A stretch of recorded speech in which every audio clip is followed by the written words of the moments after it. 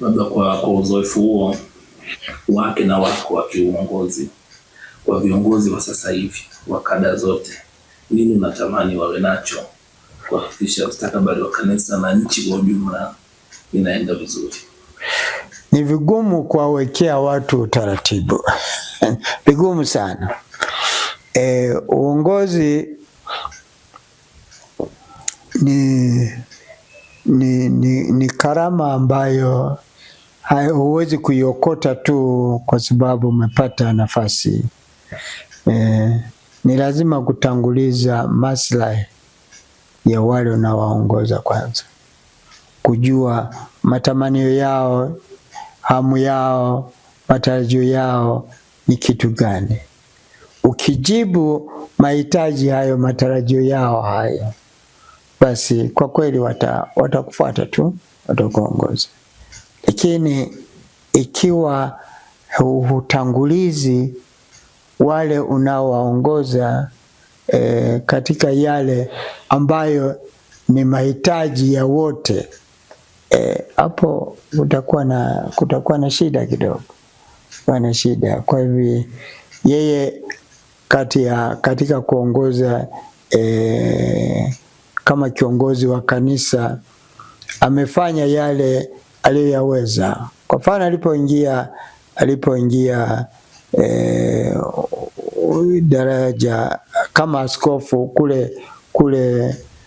kule Nachingwea, aliona kabisa kwamba pale Nachingwea lilipokuwa kanisa lilikuwa haliwafikii watu wengi kivile, kiasi kwamba ni vizuri kupeleka makazi katika eneo ambalo watu wengi wataweza kufikiwa kwa urahisi. Ndiye akachagua kuunganisha maeneo wilaya mbili, Tunduru na Masasi, na makao makuu akaweka kule Tunduru. Hii ilikuwa ni muono wa kuona kwamba niwafikishie watu huduma hii ya kiimani namna gani. Ameingia Dar es Salaam pale, amesogeza huduma kwa Wakristo kwa kufungua parokia nyingi sana ambazo huyu ambaye amemfuata Baba Askofu Mkuu Ruwaichi, kasi hiyo ameendelea nayo. Kaanzisha kituo cha Pugu cha hija vile vile, marehemu na askofu mkuu wa sasa anaendelea nayo. Lakini vile vile aliwekeza katika kuhakikisha kwamba seminari ya Visiga, seminari ndogo ya jimbo, inakwenda vizuri. Alianzisha na baadaye akaja kuwa askofu mkuu wa Dar es Salaam. Akaweka misingi mizuri, akaendeleza misingi mizuri aliyokuwa ameiweka katika kuanzisha seminari ya Segerea, seminari kuu ya Segerea, na inakwenda vizuri kabisa. Lakini shirika la watawa masista wadogo Mtakatifu Francis wa jimbo kuu la Dar es Salaam, hawa ni watu ambao wanasaidia sana katika uongozi wa jimbo, na bila kutayarisha watendaji katika jimbo uwezi kuendesha kitu kikaenda vizuri. Lazima uwe na wasaidizi ambao umewafunda, umewaongoza, umewatengeneza ili waweze kushika mamlaka kwa kujitegemea, sio kwa hofu na mashaka. Na katika shughuli hizo naona jinsi jimbo la Dar es Salaam ambalo lilianzisha mtindo huo wa kuwa na maaskofu wasaidizi. Alianza na Askofu Kilaini, akaja akamweka Askofu Nzigirwa ambaye sasa ni askofu wa Mpanda na ni mwanajimbo wa jimbo kuu la Dar es Salaam. akawaweka Askofu Titus Mdoe ambaye alikuwa ni msaidizi wake, baadaye sasa ni askofu wa Mtwara, wachilie mbali askofu nani yule wa Ifakara, naye askofu Libena. Basi wote hawa walikuwa ni wasaidizi wake, na katika kuwa na wasaidizi unawagroom, unawaunda vile vile waweze kushika hatimaye madaraka katika maeneo mengine, na hiki amekifanya kwa ufanisi mkubwa, wachilia mbali wale ambao amewawekea mikono kama mapadre, na baadaye akawafanya kwa maaskofu na hata kusimamia pengine ibada za mbalimbali. Kitu muhimu ambacho ni kuona ni kwamba alikuwa na moyo sana wa kuhakikisha kwamba maadhimisho ya ibada za kikanisa yanakwenda vizuri. Tunaambiwa akingali kabisa katika seminari ndogo, yeye alipenda sana mambo ya liturujia, mambo ya ibada, na yeye alikuwa anatayarisha nyimbo. Anasema leo tutaimba wimbo 1 2 3 na nini.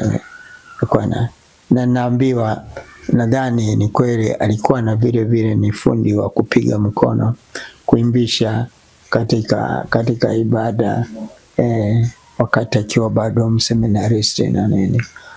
Na kwa kweli mambo ya muziki yako katika familia yao vile vile. Au mapadi wengine wataji walikuwa ni wanamuziki wazuri. Baba Askofu, tuangazie kwa upande wa vijana. Wanasema wakati ni ukuta, na sasa hivi taifa linajaribu kuwapa nafasi vijana wafanye. Unazungumziaje kwa katika hilo, vijana kupewa nyadhifa kufanya vitu? Sasa ni vijana gani? Kwa sababu wale ambao wanatugusa moja kwa moja,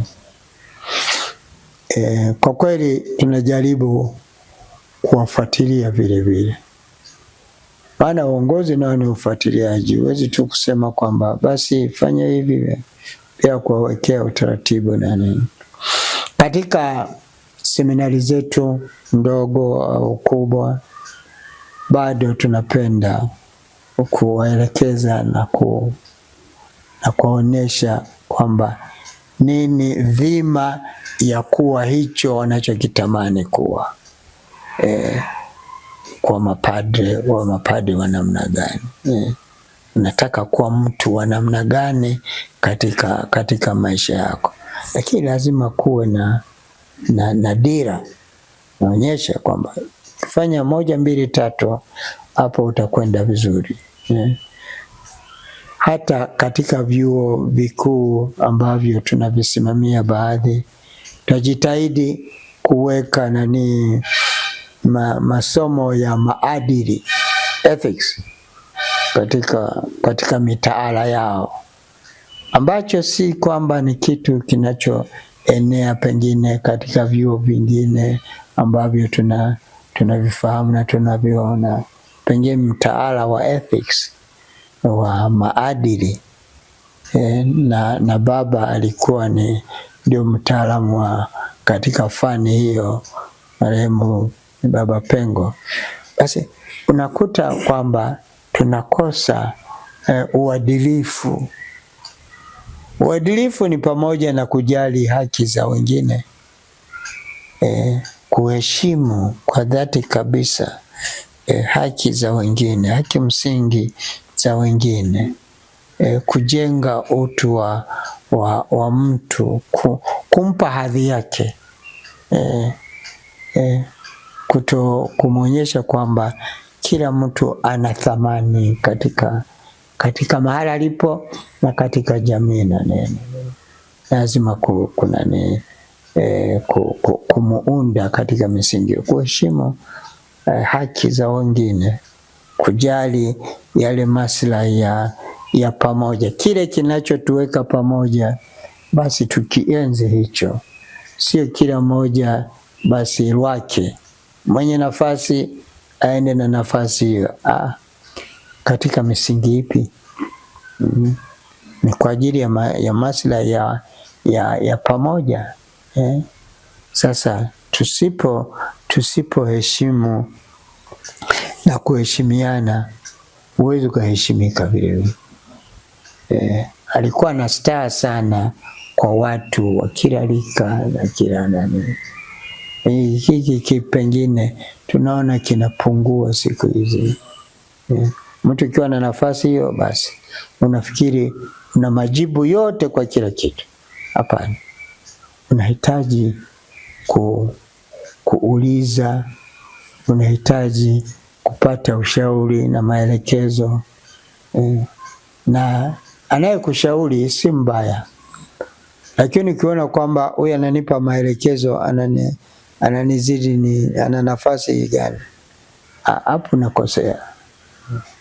Kwa hivi ndio hicho kitu ambacho tunapashwa, maadili yanahitajika sana, kuona kwamba nani ana dhamana ipi, na tuheshimiane katika misingi. Labda kwa kumalizia, baba, unatamani taifa limkumbuke kwa namna gani, baba Askofu Pengo? Kuna maneno machache ambayo yanasema, nimewapeni mfano, fanyeni hivyo nilivyofanya. Na yeye amekuwa ni mfano mzuri wa utendaji, mfano mzuri wa usikivu, mfano mzuri wa usikilizaji na kupokea maoni na kutoa maoni kila pale anapoona kwamba inafaa. Wakati mwingine unaweza kuachia mambo yaende hivyo wanavyofikiri, afu baadaye unabaki unanung'unika pembeni. Yeye alikuwa ni mtu anayeshika mstari na nyoka, ananyosha rula, basi watu tufuate njia hii. Misingi ya imani, misingi ya utu, misingi ya nani, ya kujali, ya kuheshima. Maana wanasema heshima ni kuheshimiana. Basi kuheshimiana, lakini kuheshimiana sio kwa woga, kwa mwache mtu katika utendaji wake wa ovyo ovyo, unamsahihisha hapo anapobidi. Hivi hatuendi namna hii, tuende hivi. Uongozi wa pamoja alipenda sana. Sasa siku hizi pengine mtu anafikiri kwamba ana majibu ya kila kitu, na anataka wengine wote wafuate nayo, anafikiri kwamba ni sahihi. Hiyo si sawa. Nashukuru sana. Asante, nashukuru kwa nafasi na fursa hii. Tumwombee na tufuate imani aliyotuonyesha katika utendaji wake.